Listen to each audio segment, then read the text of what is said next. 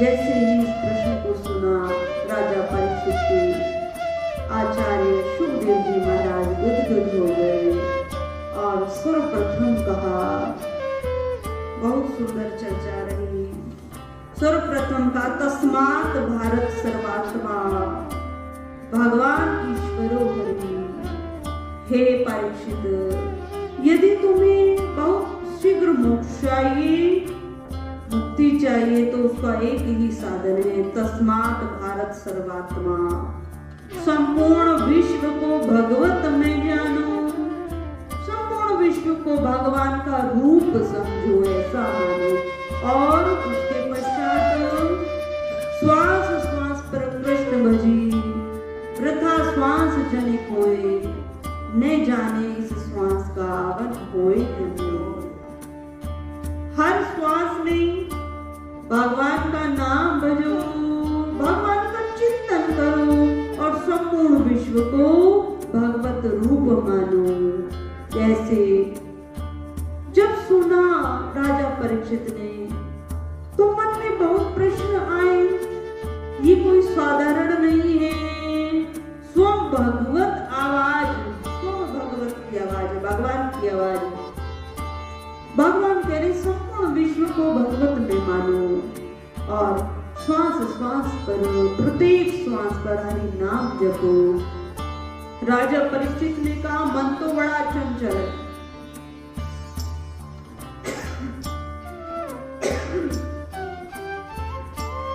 इस पर विस्तृत चर्चा रही। मन बड़ा चंचल है, इसकी चंचलता को कैसे समाप्त करूं, कैसे इसकी चंचलता को समाप्त करूं, ईश्वर के चरणों में इसको लगाऊं, कैसे गोविंद के चरणों से इस मन को जोड़ूं।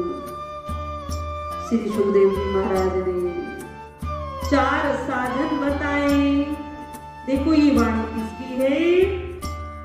सीधी सीधी श्री सुखदेव जी महाराज राजा परीक्षित को कह रहे हैं, जितोष्णम जितासनो जिताश्वासो जितासंगो जितेंद्रिया जितेंद्रिया जितेंद्रिया।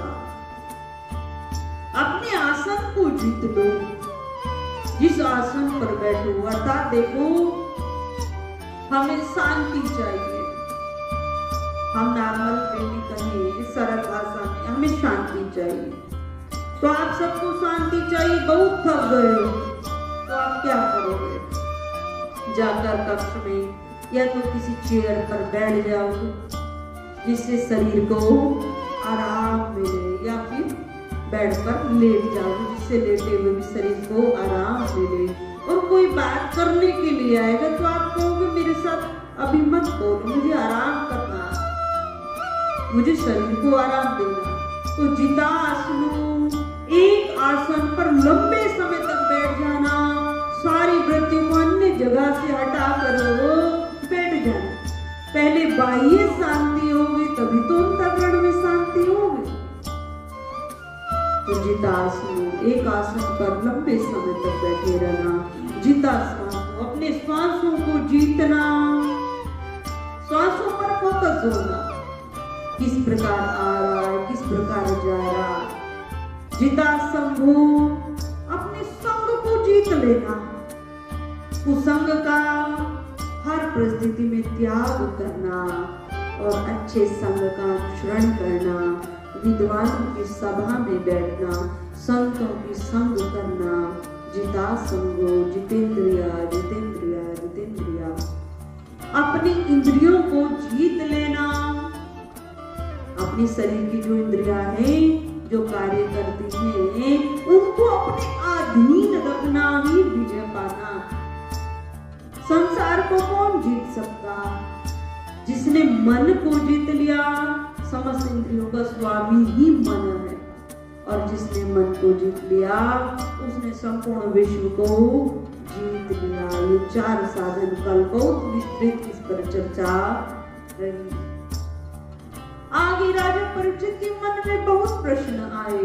राजा परीक्षित ने कहा, हे राजन, हे भगवान महाराज, मैं जानना चाहता हूँ, आपने कहा संपूर्ण विश्व को ईश्वर में जानो, ईश्वर में देखो, भगवान का रूप जानो। इस सृष्टि को कौन बनाता है, ये कैसे बनती है, इसको क्यों भगवत रूप माने, क्यों भगवत का स्वरूप इसको माने? तब श्री सुखदेव जी महाराज ने कहा, हे परीक्षित, सारी सृष्टि में पहले कुछ भी नहीं था, कुछ भी नहीं था। संपूर्ण सृष्टि में ये तुम्हें जो दिखाई दे रहा है ना, मैटेरियल भी, भवन भी, प्राणी भी, ये कुछ भी नहीं था। राजा परीक्षित ने कहा किया था कि जल ही जल था। पहले ब्रह्मा जी ने जल को बनाया, जल, केवल जल की सृष्टि, केवल जल था, भूमि पर केवल जल था। जल में देखो, जल को संस्कृत में क्या कहते हैं? नीर, नार भी कहते हैं, नार कहते हैं। और अयन को, अयन का संस्कृत में अर्थ यही लिया किया जाता है, जो शास्त्रों की दृष्टि से है कि जो अयन जो रह रहा, नार अर्थात जल, और अयन जो उसमें रहता है, अपने रहने का स्थान बनाए हुए, तो जल को संस्कृत में नार कहते हैं और नार को ही जल कहते हैं। तो जो जल में रहता है, जल में रह रहा है, नार में जो अयन कर रहा, नार में जो अयन कर रहा है, तो इस शब्द को जोड़ देते हैं, तो वह है नारायण। वे नारायण जल में निवास कर शेषैया पर, नागों की शेषैया बनी है, उस पर रह रही है। तो जो नार में अयन कर रहा है वही नारायण है, केवल नारायण। जल में केवल नारायण है। नारायण ने विचार किया, मात्र विचार आया कि मैं एक से बहुत अधिक हो जाऊं, एक से अधिक हो जाऊं। तब केवल मात्र विचार से नाभि से कमल प्रकट हुआ। कमल में 4 मुख वाले ब्रह्मा जी प्रकट हो गए। केवल कमल निकल कर आया और कमल पर ब्रह्मा जी प्रकट हो गए। ब्रह्मा जी के 4 मुख। अब ब्रह्मा जी प्रकट हुए, 4 मुख हैं, तो ब्रह्मा जी की विशेषता है उन्हें अपनी गर्दन को कहीं घुमाना नहीं पड़ता। 10 दिशाओं की प्रत्येक वस्तु को ब्रह्मा जी देख लेते, कोई वस्तु छिप नहीं सकती क्योंकि 4 मुख हैं। तब ब्रह्मा जी को लगा नीचे ये कमल है, ये जल से खिला है और मैं इस पर प्रकट हुआ हूं, कहां से आया हूं, कौन मैं हूं, क्या मुझे करना। विचार मन में आया, सोचने लगे मैं कौन हूं, कहां से आया हूं, क्या मेरा कार्य है। विचार किया तो व्याकुलता बढ़ गई। अब व्याकुलता बढ़ी तो ब्रह्मा जी को लगा कम से कम मैं इस कमल को तो खोजूं ना, कमल पे तो खिला हूं ना, मैं बैठा हुआ हूं, तो इतना तो मैं कर ही सकता हूं, इस कमल में तो खोजूं ना, कुछ ना कुछ मिल जाए जहां से मैं प्रकट हुआ, मैं आया। तो कमल की जो नाभि है, कमल की जो डंडी है, उसमें प्रवेश कर गए और उस तंतु में प्रवेश करके खोज रहे हैं, जहां तक जाती है वे वहां जा रहे हैं, पर कोई साधन, कोई उपाय ब्रह्मा जी को नहीं मिला जिससे जान पाए मेरी उत्पत्ति कैसे हुई, मैं कौन हूं, क्या मुझे करना। बहुत समय व्यतीत हो गया, बार बार ऊपर आते हैं कमल पर, बार बार नीचे जाते हैं, बहुत समय व्यतीत हो गया। नारायण जी देख रहे, मुस्कुरा रहे हैं। जब देखा अति व्याकुलता बढ़ी, आकाशवाणी के माध्यम से 2 शब्द पहली बार ब्रह्मा जी ने सुने, केवल 2 वर्ण, एक वर्ण था तय और दूसरा था तय। 2 वर्ण सुने, तपस्या करो, तपस्या करो, तपस्या करो। ब्रह्मा जी ने तपस्या प्रारंभ की, तपस्या करते रहे 1000 वर्षों तक, उससे भी आगे तपस्या करते रहे। एक दिन भगवान श्री हरिनारायण शंख चक्र गदा लेकर प्रकट हो गए। अब ब्रह्मा जी ने प्रणाम किया और कहा सबसे पहले मैं जानना चाहता हूं मैं कौन हूं, क्या मुझे करना है। मेरी जन्म इस कमल पर प्रकट हुआ तो कोई तो उद्देश्य होगा।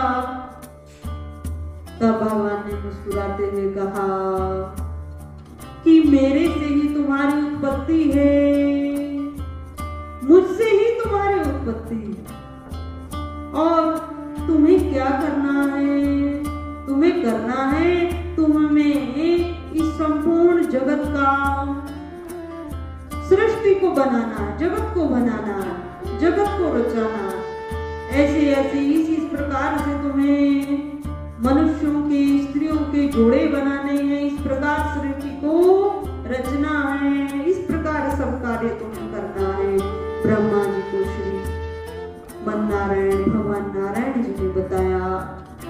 अब ब्रह्मा जी ने तपस्या की, परम विद्वान है, सत्य की तपस्या की है, परम विद्वान। यह ब्रह्मा जी ने पूछा, हे नारायण, मैं सृष्टि को रचूंगा और आप कहते हैं मैं तुम्हें संपूर्ण सृष्टि का विधाता बना देता हूँ, मैं गौण रहूंगा, मैं स्वयं गौण रहूंगा, तुम्हें मैं सारी सृष्टि का विधाता बनाता।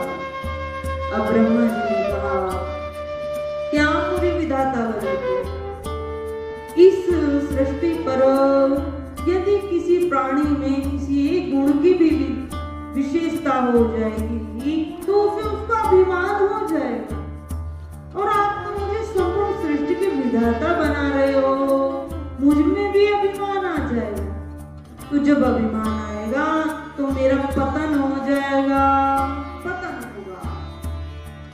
तब भगवान नारायण ने ब्रह्मा जी की जिज्ञासा को शांत करते हुए 4 मंत्रों की भागवत ब्रह्मा जी के कानों में सुनाएंगे। केवल 4 मंत्र हैं, 4 मंत्रों की भागवत कथा नारायण जी ने ब्रह्मा जी के कानों को उन्हें सुनाई है, जिससे उनके अंतःकरण में उन्होंने प्रवेश पाया। भागवत कथा के माध्यम से भागवत कथा को तो यही सुखदेव जी महाराज से राजा परीक्षित ने भी पूछा था, हे सुखदेव जी महाराज, आप कहते हो कि भागवत धर्म ये भागवत है, तो ये भागवत धर्म क्या? तो आज सुखदेव जी महाराज राजा परीक्षित को कहते हैं, जो 4 मंत्रों की कथा है, 4 मंत्र नारायण ने ब्रह्मा जी को दिए हैं। हे राजा परीक्षित, यही भागवत है, केवल यही भागवत, ये ऐसी भागवत है मनुष्य के समस्त विकारों को नष्ट कर देती है, उसके जीवन को सुंदर बना देती है, और सुंदर बनाकर उसका परोपकार कर देती है, उद्धार उसका कर देती है, कल्याण उसका कर देती है। तो इस प्रकार सृष्टि बनी। जब ब्रह्मा जी को ज्ञान मिला, ब्रह्मा जी ने सृष्टि की रचना की। धीरे धीरे 5 तत्वों का निर्माण हुआ, 5 तत्वों से सभी प्राणियों में 5 तत्व निर्माण हुए। एक चींटी में भी 5 तत्व हैं और हम सब में भी 5 तत्व हैं। पंच तत्व का सब शरीर हम सब पाए, हाथी में भी वही 5 तत्व हैं और हम सब में भी वही 5 तत्व हैं। इस प्रकार इस सृष्टि का निर्माण ब्रह्मा जी ने किया। ब्रह्मा जी को ही नारायण जी के द्वारा भागवत कथा का ज्ञान मिला। आगे श्री सुखदेव जी महाराज जी से राजा परीक्षित कहते हैं, बहुत सुंदर कथा सुनाई। इसी प्रकार नारायण ने कहा है कि सृष्टि मुझसे ही चली है। कहां से चली? भगवान नारायण से कमल, नाभि से कमल प्रकट हुआ, कमल में ये श्री ब्रह्मा जी प्रकट हुए, और ब्रह्मा जी से ही स्त्री और पुरुष के रूप प्रकट हुए, और उसी से संसार चला। तो नारायण कहते मुझसे ही संसार बना है और मैं ही संसार में। और जब ये विलय होगा, जब पूरा संसार नष्ट होगा, तो तब भी मैं ही रहूंगा, क्योंकि मुझसे ही संसार है, मध्य में भी मैं हूँ, अंत में भी मैं ही बचूंगा, और मुझसे इसका आरंभ हुआ है। तो हे राजा परीक्षित, उसी दृष्टि से संपूर्ण संसार को हरि का रूप मानो, हरि में ही सृष्टि को देखो। हरि में ही सृष्टि को देखने से अति शीघ्र तुम्हें हरि की ही प्राप्ति हो जाएगी, हरि ही तुम्हें मिल जाएगा। इस संपूर्ण संसार को भगवत रूप मानो, ऐसा कहा। और ऐसा कहने के पश्चात राजा परीक्षित ने और पूछा, प्रभु आप कह रही हैं ऐसा मानने से भगवान अति शीघ्र मिल जाएंगे, और जो मैंने सुना है, मेरी विवेक की जो बुद्धि है, अपनी बुद्धि से कहता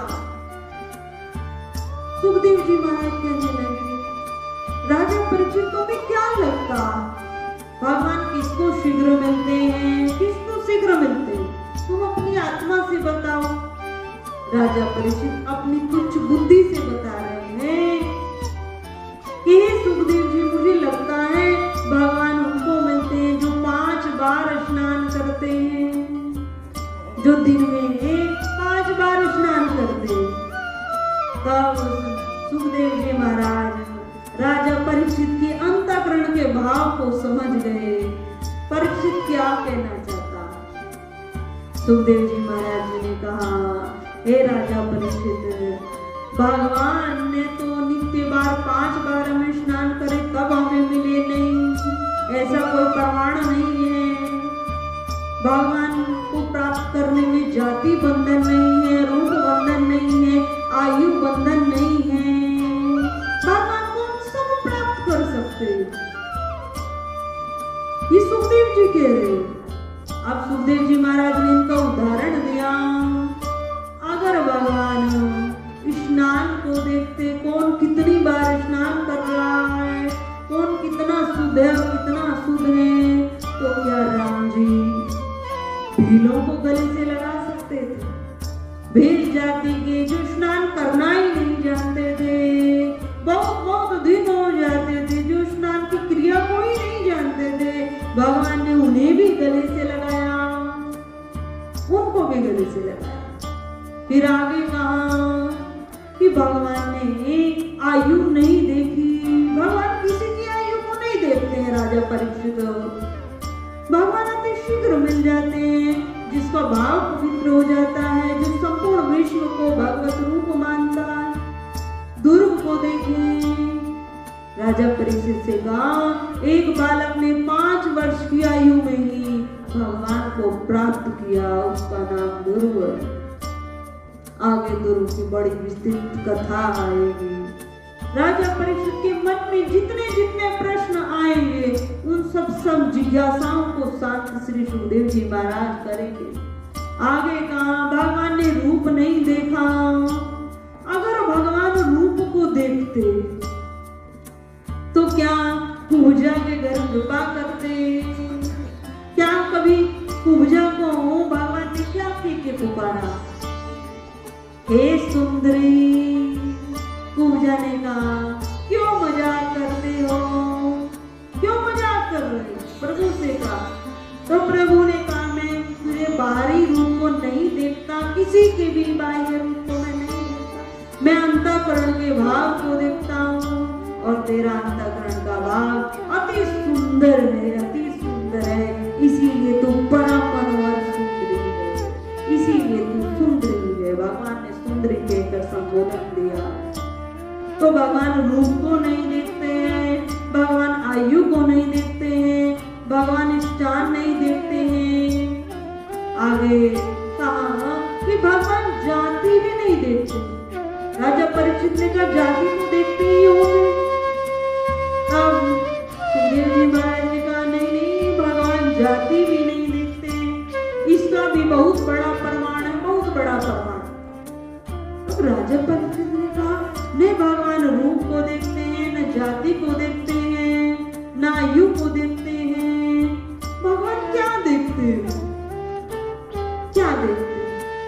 तब यहाँ जो हम सब बार बार बनाते हैं, भाव का विकास है, भाव ही एक सार है, भाव से जो मुझे भजे उसका विराम पार है।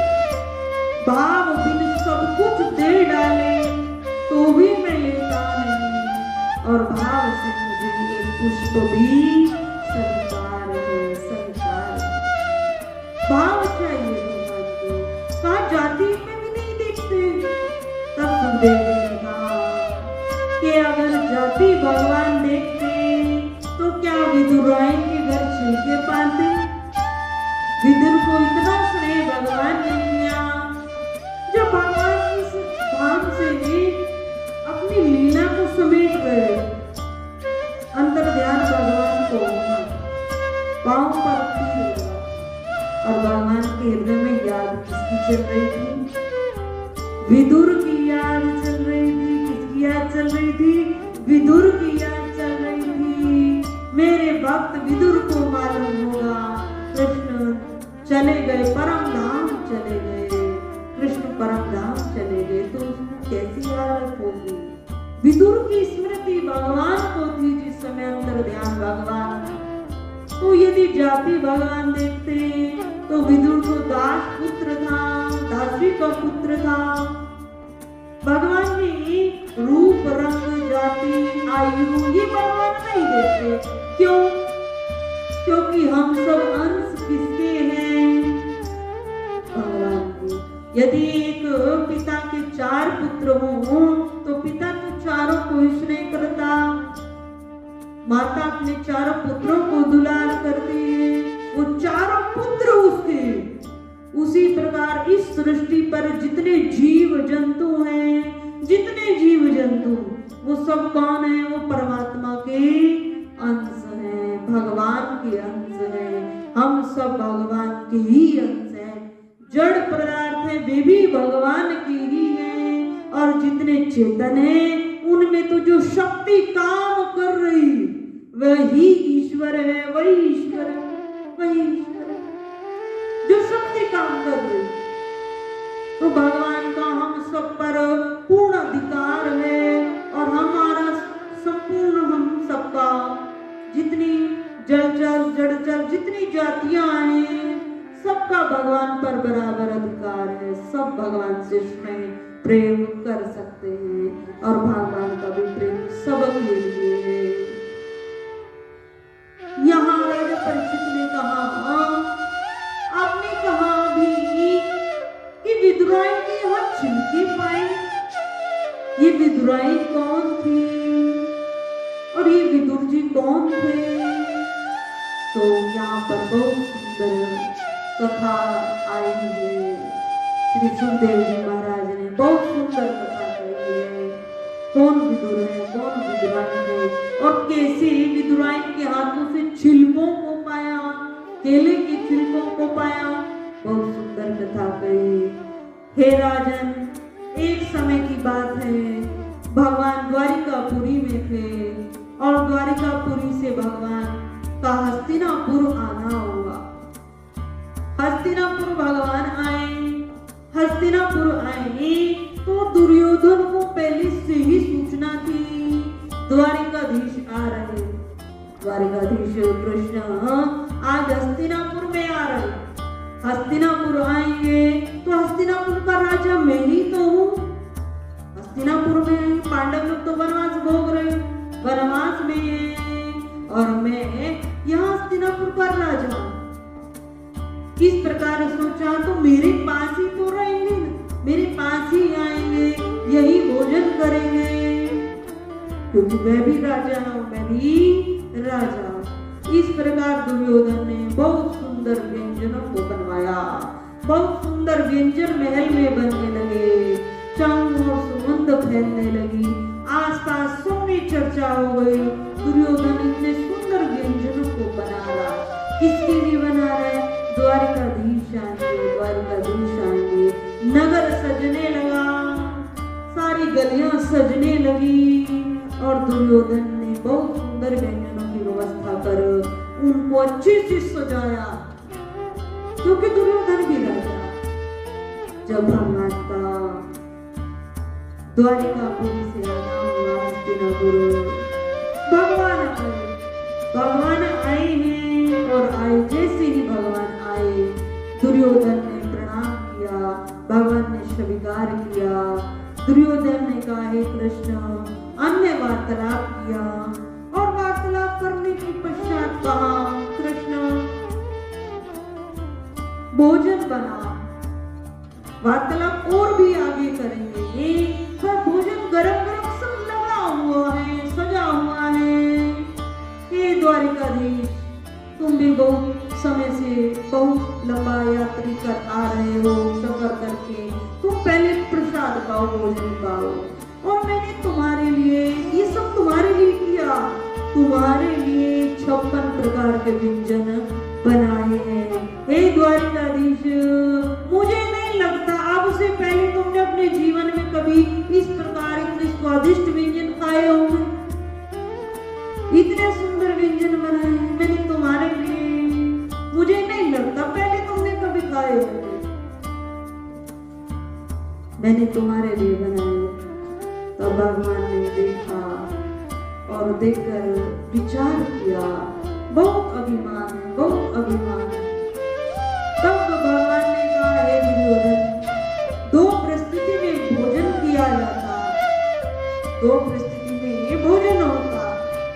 एक तो जिसको भोजन कराना है, जिसको करना है, उसको भूख लगी, उसको भूख, और दूसरा जो भोजन कराने वाला है, यदि उसमें अपार श्रद्धा हो, बहुत श्रद्धा हो, और वो विनम्रता पूर्वक कहे कि आप आए हैं और मेरे यहाँ का कुछ तो प्रसाद स्वीकार कीजिए, कुछ तो लीजिए, मेरा मान तो रखिए, मेरा सम्मान रखिए, कुछ ले लीजिए, कुछ ले लीजिए, मुझे बड़ी प्रसन्नता हो। तो यहाँ श्रद्धा उत्पन्न होती है। तो हे दुर्योधन, न तो तुम में इतनी श्रद्धा है और न मुझे भूख है, तो दोनों ही यहाँ परिस्थिति में है, तो मैं भोजन नहीं करूंगा। सभा लगी हुई थी, सभा में भगवान ने इशारा कर दिया विदुर को कि आज मेरे विदुर के यहाँ मेरा आमंत्रण है। अब विदुर सोचने लगे, मैंने तो कोई आमंत्रण दिया नहीं। विदुर के मन में भाव आया, कृष्ण कह रहा है, द्वारकाधीश कह रहे हैं कि मेरा आमंत्रण विदुर के घर है। तो विदुर वहां सभा से अपमानित पहले ही हो चुके थे, पर फिर भी आए थे, बैठे थे। कृष्ण आ रहा है, द्वारकाधीश राजा आ रहे हैं, दर्शन पाऊंगा, कृष्ण आ रहे हैं, कृष्ण आ रहे हैं। फिर भी सभा से, वहां उस सभा से बाहर आ गए। कृष्ण है, हो सकता है घर पहुंच ही जाए, तो घर में कुछ लाके तो रखूं। बाजार पहुंच गए, तरह तरह की सामग्री खरीद रहे। इधर भगवान ने दुर्योधन से और वार्तालाप किया, कैसे आना हुआ। दुर्योधन ने कहा, कैसे आना हुआ। भगवान कृष्ण जी ने कहा, आना हुआ बहुत विशेष बात है, बहुत विशेष बात है दुर्योधन, मैं तुमसे करना चाहता हूँ। हे दुर्योधन, देखो, एक दृष्टि से देखें तो पांडव भी तुम्हारे भाई, और नीति कहती है कि जो भूमि का बंटवारा होता है वो बराबर होता है, नीति कह रही है। तुमने जुआ खेला, जुए में पांडव लोग हारे, तो उन्होंने वनवास पूर्ण कर लिया या उनका हो जाएगा, उसके पश्चात तुम भूमि का बंटवारा कर लो, सबको बराबर बराबर हिस्सा मिल जाए। तो दुर्योधन का देखा भाव नहीं। फिर भगवान ने कहा, हे दुर्योधन, पांडव मेरी बात सब मानते हो। यदि मैं पांडवों से कहूंगा, पांडव देखो तुम 5 भाई हो, मैं 5 गांव ही तुम्हें देता हूँ और तुम एक एक गांव लेकर अपने जीवन का निर्वाह करो, क्योंकि पांडव मेरी सारी बात मानते हैं। दुर्योधन, मैं तुमसे अपना भाव देता हूँ। दुर्योधन, तुम पांडवों को केवल 5 गांव दे दो, केवल 5 गांव। तब दुर्योधन ने यहाँ क्या कहा, क्या कहा कि जो सुई होती है उसकी नोक में जितनी भूमि होती है, उतनी भूमि में मैं बिना युद्ध के पांडवों को नहीं दूंगा, नहीं दूंगा, नहीं दूंगा। भगवान कृष्ण समझा रहे हैं, पर जिसकी बुद्धि में अभिमान है वो समझ सकता है, कदापि नहीं समझ सकता, वो समझना नहीं चाहता। क्यों? क्योंकि अपने से बड़ा विद्वान वो किसी को मानता नहीं है। अभिमान हृदय तक नहीं, बुद्धि तक में बैठा है, अभिमान भरा है, और अभिमान हम सबके पतन का कारण है। सबसे पहले पतन अभिमान के कारण होता है, अभिमान भरा। देखो, जो भगवान के परम भक्त, जिनमें भगवान का अति प्रेम है ना, भगवान सर्वप्रथम उनके अभिमान को दूर कर देता है, उनके विकारों को दूर करता है। विकारों में भी सर्वप्रथम अभिमान को नष्ट कर देता है। और हम कहीं, हम तो पृथ्वी पर है, पृथ्वी के जीव, हम सब में अभिमान आना तो फिर भी स्वाभाविक, और जिनमें विवेक बढ़ जाता है वो विनम्रता को धारण करते हैं, जिनमें विवेक प्रबल हो जाता और जिसमें अभिमान बढ़ता है, जिसमें सम्मान की भूख अधिक बढ़ जाती है। मुझे सम्मान मिले, मेरा उचित सत्कार हो, तो धीरे धीरे धीरे धीरे अभिमान बहुत बढ़ जाता है, बहुत बढ़ जाता है। भगवान श्री हरिनारायण जो अपने हाथों में चक्र धारण करते हैं, उसे भी एक बार अभिमान हो गया। देखो भगवान धारण करते, जो भगवान के बिल्कुल समीप रहता चक्र, उसको भी अभिमान हो गया। भगवान जिस पर सवारी करते हैं, भगवान की जो सवारी है गरुड़ जी, उनको भी अभिमान हो गया। और भगवान की जो पटरानी है सत्यभामा, उसको भी अभिमान हो गया। जो भगवान के समीप रह रही, जो भगवान का वाहन है, उनको अभिमान हो गया, चक्र को अभिमान हो गया। तो भगवान क्या करते हैं? सर्वप्रथम अपने भक्तों के अभिमान को दूर करते हैं, दूर करते हैं। नारद जी को अभिमान हुआ, भगवान ने नारद जी के अभिमान को दूर किया। एक भगवान ने लीला रची, देखो जितनी मेरी प्रिय वस्तु है, जितनी मेरी समीप वस्तु, इनको अभिमान हो गया है। भगवान ने ऐसी लीला रची, एक ही लीला से सबके अभिमान को दूर कर दिया। सत्यभामा का अभिमान दूर किया, गरुड़ जी का अभिमान दूर किया, चक्र का अभिमान दूर किया। लीला क्या रची? भगवान ने गरुड़ जी को कहा, हे गरुड़ जी, तुम अति शीघ्र जाओ। हनुमान जी अमुक पर्वत पर निवास करते हैं, अमुक पर्वत पर मिलेंगे, और उनसे कहना अति शीघ्र तुम्हें कृष्ण जी ने बुलाया। कृष्ण और राम जी को हनुमान जी को जैसे ही आज्ञा दी गई, गरुड़ लेकर आए। तुम्हें कृष्ण बुला रहे हैं, द्वारिका नाथ तुम्हें याद कर रहे हैं, और अति शीघ्र तुम्हें जाना, अति शीघ्र जाना। अब हनुमान जी वहां पर वंदना कर रहे थे। हनुमान जी ने ध्यान लगाया, पृथ्वी पर ऐसा क्या कार्य हो गया, ऐसी क्या घटना घटित हो गई, भगवान जी मुझे अति शीघ्र बुला रहे हैं। आंख बंद किया, चित्तवृत्ति को भगवान से जोड़ दिया, राम जी से जोड़ दिया, तो सारी लीला स्मरण हो गई। भगवान क्या चाहते, सारी लीला स्मरण हो गई।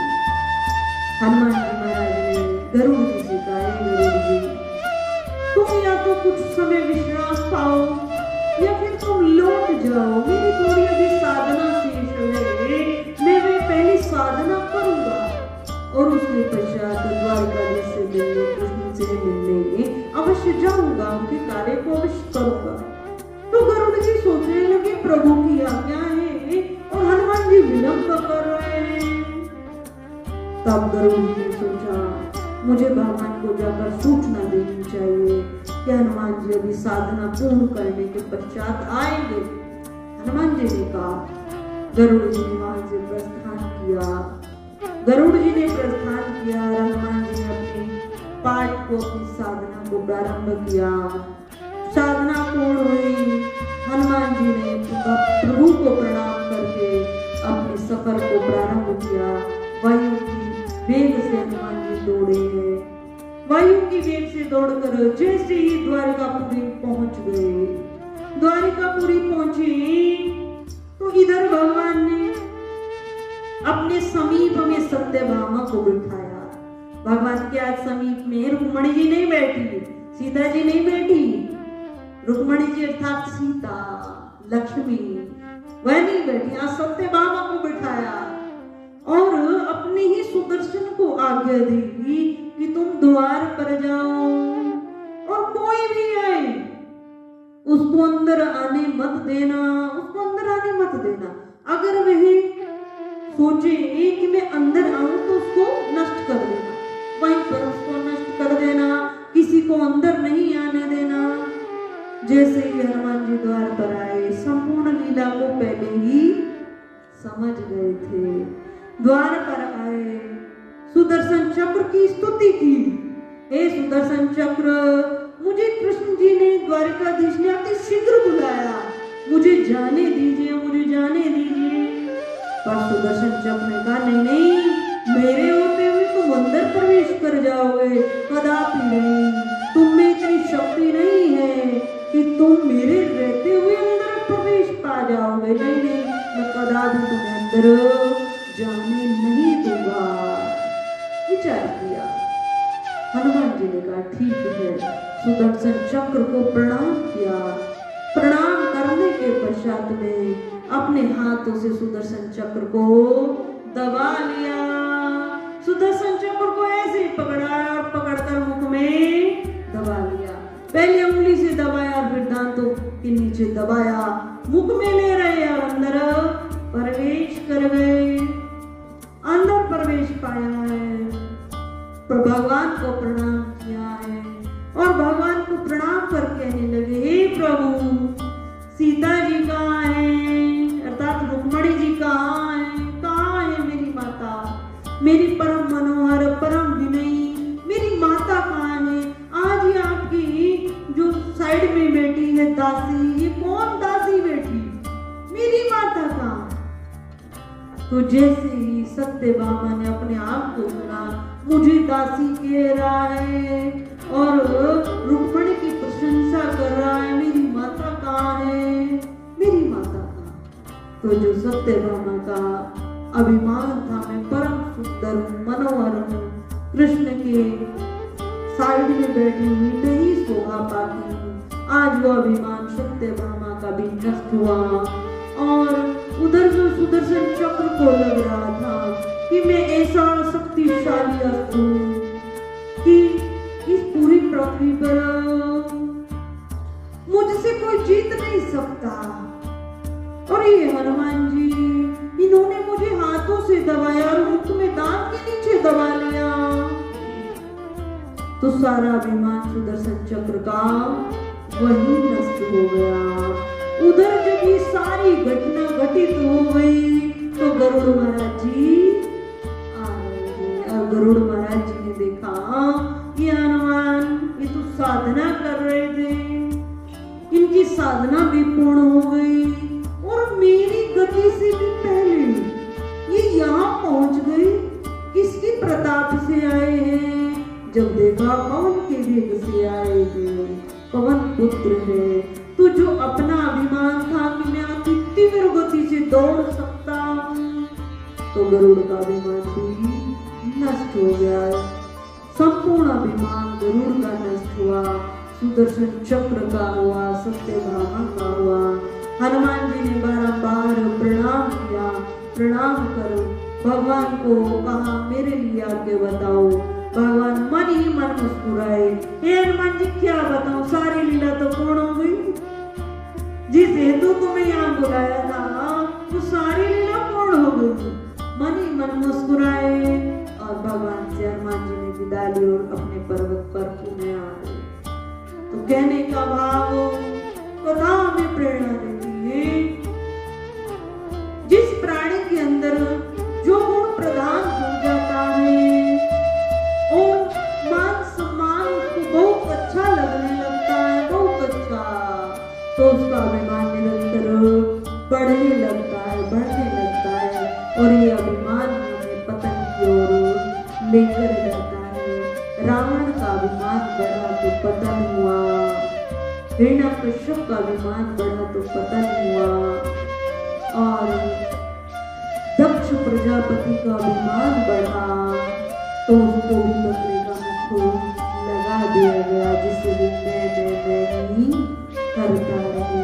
तो भगवान के जो परम प्रिय भक्त भगवान जिनको अति स्नेह करते, सर्वप्रथम उनके अभिमान को नष्ट करते। इसका कहाँ अभिमान, वहीं पर उस अभिमान को नष्ट करते हैं और हम सोचते हैं जीवन में अति दुख आ रहा है। जो भक्ति करते हैं उनके जीवन में अति दुख आ रहा है। नहीं नहीं, जहाँ हमारा मोह है, जहाँ हमारी ममता है, आसक्ति है, वहाँ क्या होगा, उस विकार का खंडन होगा, वह खंडन होगा।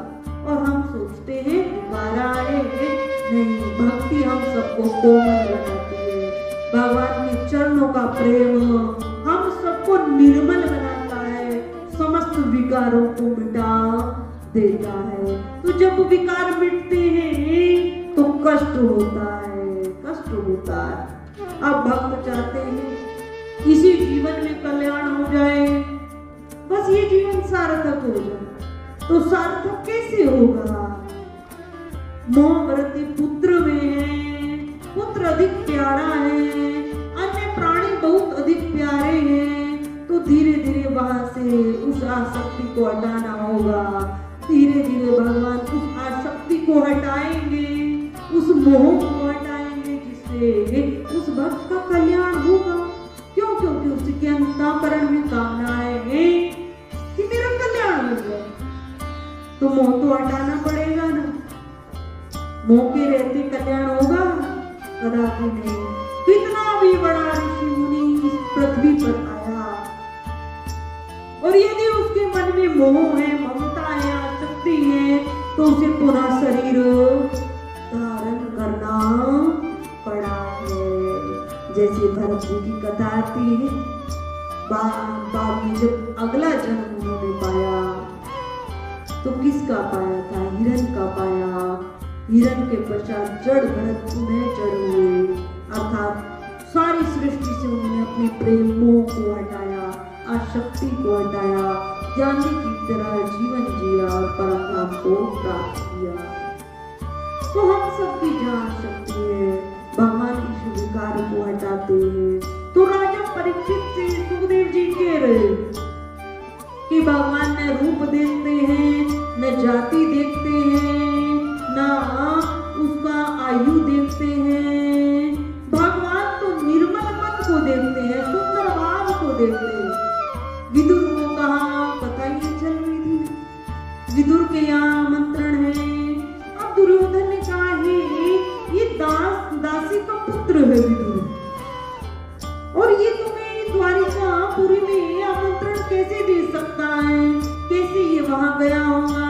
तो भगवान यहाँ कहते हैं मैं भक्तों के भाव को समझ लेता हूँ, भक्तों के भाव के मैं अधीन हूँ। आज मेरा आमंत्रण विदुर के घर पर है, और जैसे ही कहा अब विदुर बाजार में घूम रहे, सामग्री इकट्ठा कर रहे, पर भगवान जो कहते हैं उसको करते अवश्य है, अवश्य करते हैं। भगवान ने दुर्योधन से वार्तालाप किया, दुर्योधन नहीं माना। भगवान ने उसके महल का त्याग किया और भगवान नग्न पैर, चप्पल नहीं है भगवान के पाँव में। क्यों? क्योंकि जहाँ विदुराइन का घर है ना, वहाँ बहुत छोटी छोटी गलियां हैं, बहुत छोटी गलियां हैं, तो भगवान ने चप्पलों का त्याग किया। जैसे भक्त भगवान के समीप आता है भाव के साथ, नग्न पैर, परमात्मा मुझे मिल जाए, मुझे दर्शन परमात्मा के हो जाए, मैं कुछ भगवान को प्रसाद चढ़ा दूं। आज उसी भाव से भगवान विदुराइन के घर पहुंचे हैं, विदुर जी के घर पहुंचे और गेट पर आवाज लगाई तो विदुराइन स्नान कर रही थी। विदुराइन को इतना तो ज्ञात था कृष्ण आएगा, कृष्ण आएंगे, वो हस्तिनापुर में आएंगे, दुर्योधन से मिलेंगे, और हो सकता है जब नगर में आ रहे तो भ्रमण ही हो जाए, दर्शन ही हो जाए। तो बहुत आस विदुराइन को थी कि मैं शरीर के रहते हुए एक बार द्वारिकाधीश कृष्ण के दर्शन पा जाऊं, केवल एक बार मुझे दर्शन हो जाए।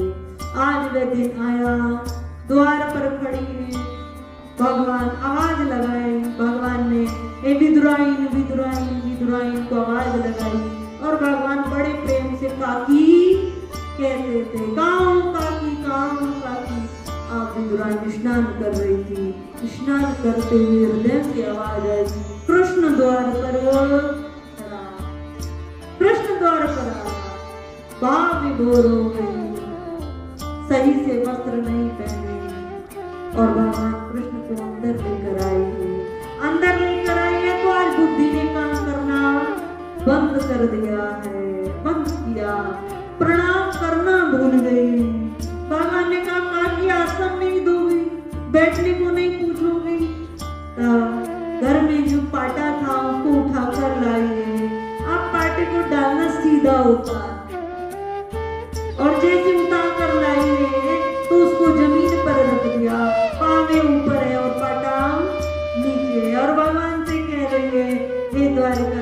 कृष्ण बैठ जाइए और भगवान उसी पर बैठ गए। भगवान ने सीधा नहीं किया, उसी पर बैठ गए।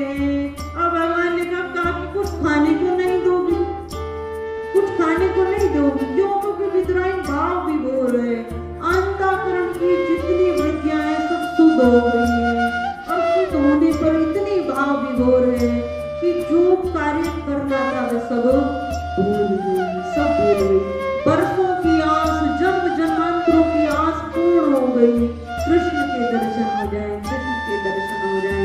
आज मैं पावन दिवस आया, भगवान को खाने के लिए रसोई घर में आई है, वहां से केले लेकर आई, कुछ बना हुआ नहीं था, केले रखे हुए थे लेकर आई, केले पवाने लगी कृष्ण को, पर भगवान को देख रही निहार रही, जन्म जन्मांतरों की वृत्ति से प्यास थी भगवान के दर्शन हो जाए। और केले का बीच का भाग नीचे गिरा रही और छिलके पवा रही और भगवान भी भाव में बोल रहे, भगवान छिलके पा रहे हैं। बिलनी के झूठे बेर भी खाते रहा करो, बिलनी के झूठे बेर भी खाते रहा करो, भक्तों के घर भी सांवरे आते रहा करो, भक्तों के घर भी सांवरे आते रहा करो। ऐसा भाव है, सबरी के झूठे बेरों को पाया, विदुराइन के छिलकों को पाया, छिलकों को पा रहे हैं, छिलके पा रहे हैं। जन्म जन्मांतरों की जो भगवान के अंदर सुधा है वो शांत हो रही है।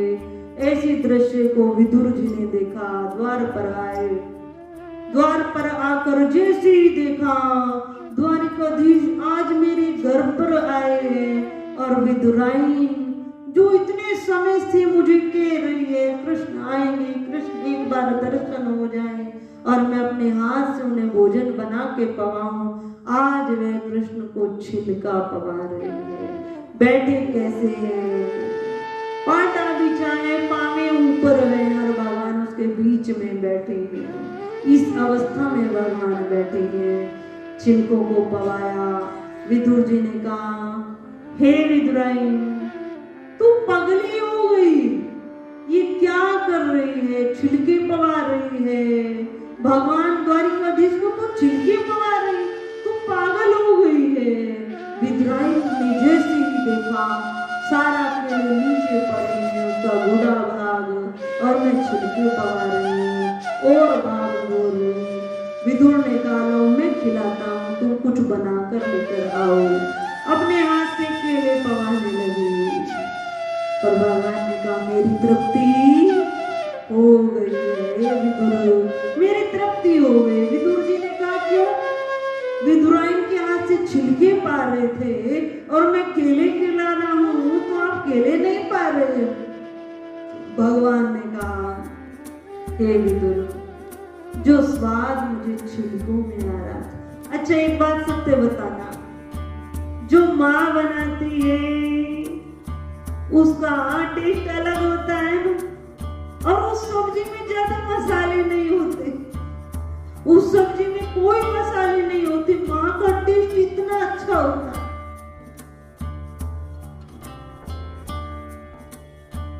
क्यों क्यों होता है? क्योंकि वो माँ ने बनाया, उसको माँ ने बनाया। माँ इतने प्रेम से भोजन बनाती है, इस दुनिया में कोई भोजन नहीं बना सकता। पत्नी बनाती है वो कर्तव्य समझकर बनाती है, पुत्री बनाती है वो कर्तव्य समझकर बनाती है, पर माँ बनाती है तो मैं अपने पुत्र के लिए बना रही हूँ। उसमें अपार प्रेम होता है, ना उसमें ज्यादा मसाला होता है, न घी होता है, पर वो भोजन बहुत स्वादिष्ट होता है। तो आज राघव ने पाया इतना सुंदर भोजन, इतना सुंदर भोजन। विदुर से कहा जो स्वाद मुझे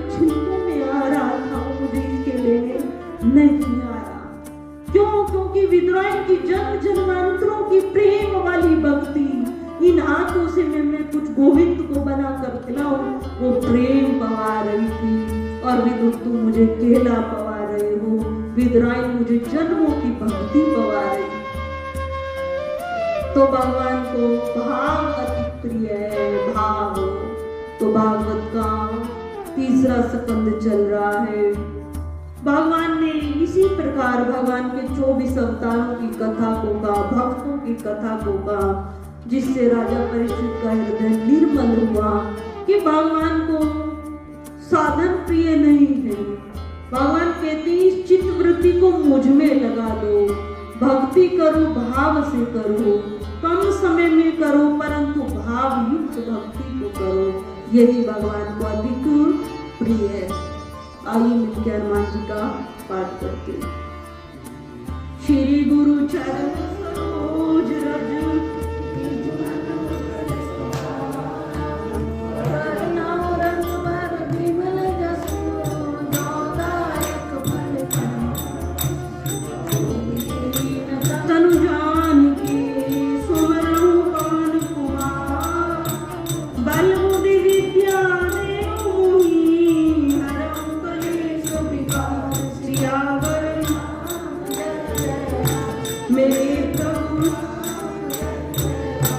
जय हनुमान ज्ञान गुण सागर, जय कपीश तिहुँ लोक उजागर, राम दूत अतुलित बल धामा, अंजनी पुत्र पवन सुत, महावीर विक्रम बजरंगी, कुमति निवार सुमति के संगी, कंचन बरन विराज सुबेश, कानन कुंडल कुंचित केश, हाथ ब्रज और ध्वजा विराजे,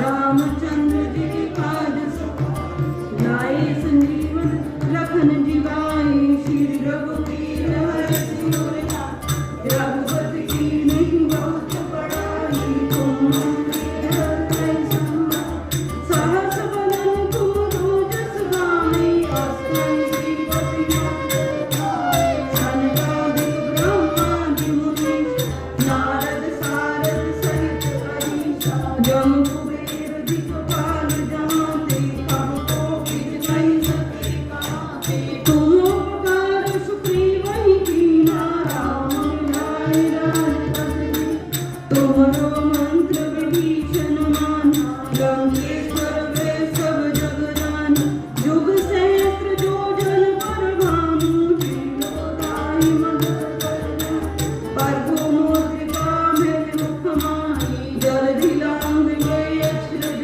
नाहि, दुर्गम काज जगत के जेते, सुगम अनुग्रह तुम देते, राम दुआरे तुम रखवारे, आज्ञा बिनु पैसारे, सब सुख लय तुम्हारी शरणा, तुम रक्षक काहू डरना, आपन तेज सहारो आपे, तीनों लोक हांकते कांपे, भूत पिशाच निकट नहीं आवे। परम पूज्य श्री साध्वी ब्रह्म ज्योति सरस्वती जी के प्रवचन प्राप्त करने हेतु दिव्य वाणी चैनल को सब्सक्राइब करें,